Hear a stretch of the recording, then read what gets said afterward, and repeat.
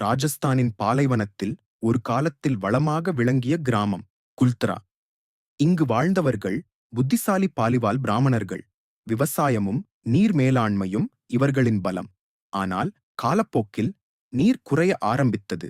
வாழ்க்கை மாறியது. அந்த நேரத்தில் கொடூரமான ஆட்சியாளர் சலீம் சிங். ஒரு நாள் ஒரு இளம் பெண்ணை பார்த்த சலீம் சிங் அவளை அடைய ஆசைப்பட்டான். அந்த பெண்ணை ஒப்படையுங்கள், இல்லையெனில் விளைவுகள் மோசமாக இருக்கும்.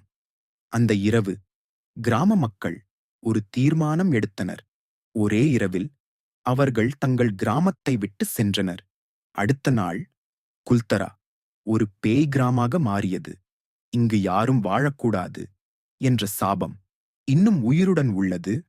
இன்று இது ஒரு சுற்றுலா தளம், ஆனால் மர்மம் இன்னும் நீடிக்கிறது.